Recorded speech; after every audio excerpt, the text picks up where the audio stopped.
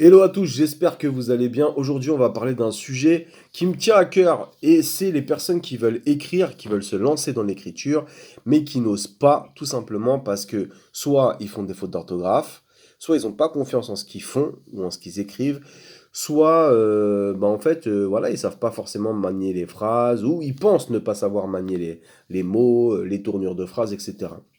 Faut savoir que vous êtes légitime pour écrire, qu'importe ce que les gens vont vous dire.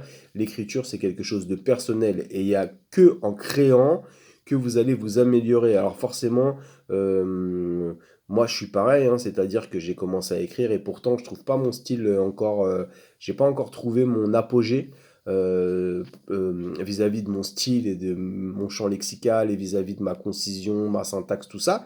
Mais ça va venir. Donc vous êtes légitime, peu importe ce que les gens vont vous dire, peu importe ce que les frustrés, les lecteurs frustrés, les lecteurs intolérants vont vous dire, vous pouvez écrire. Personne n'est illégitime dans l'écriture. Et fort heureusement, alors évidemment, tout le monde n'est pas Molière, Racine, Baudelaire, etc. Puisque c'est souvent les exemples qu'on prend quand on va analyser des livres. Il y a beaucoup de chroniqueurs, chroniqueuses qui vont dire ah non, moi je lis que du classique, je lis que de la littérature française. Eh ben, ils ont tort. En fait, le truc qui se passe, c'est que, alors, ils ont tort, mais c'est leur avis. Après, ils font ce qu'ils veulent, bien évidemment. Il faut être tolérant. Sauf que, en fait, faut pas se laisser décourager par les gens qui vont vous dire ah oui, mais t'écris mal, ah oui, mais tu fais beaucoup de fautes d'orthographe.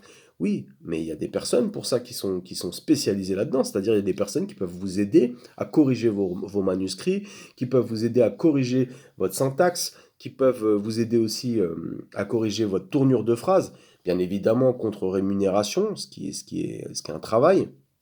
Mais en fait, il faut pas vous limiter. Il faut pas vous limiter. Et si vous avez vraiment envie d'écrire, si vous avez vraiment ce désir de, de, de faire ressortir ce qu'il y a en vous, euh, lancez-vous. Et puis après, tout ce qui est syntaxe, correction, faute d'orthographe, et ben vous verrez ça après. Une fois votre manuscrit terminé, vous le ferez analyser par des personnes professionnelles. Et voilà. Mais ne vous limitez pas parce qu'on vous a dit oui, tu fais des fautes d'orthographe, donc t'es pas légitime. Ouais, les auteurs, tout le monde fait des fautes d'orthographe. Parfois même, il y a des personnes qui ont critiqué mes romans parce qu'au début de mes romans, bah, il y avait des fautes d'orthographe. Voilà, puisque je fais tout seul.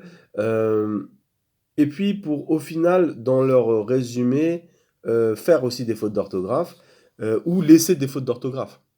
Donc voilà. En tout cas, ne vous limitez pas. Vous êtes légitime, peu importe ce qu'on vous dit. Écrivez si vous avez envie et si vous ressentez le besoin d'écrire. Ne vous laissez pas décourager par des personnes qui vont vous dire non, c'est pas assez bien, voilà. Non, ne vous laissez pas décourager. Chacun a son style. Bien évidemment, votre écrit ne va pas être parfait puisque personne n'est parfait, aucun auteur n'est parfait.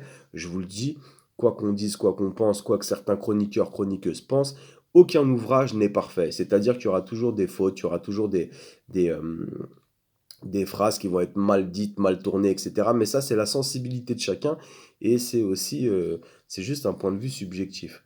Donc voilà.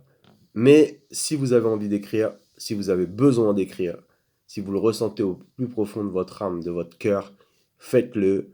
Et tout ce qui est faute, concision, syntaxe, tournure de phrase, vous allez faire appel à des personnes professionnelles ou des personnes qui s'y connaissent très très bien et ça va vous aider.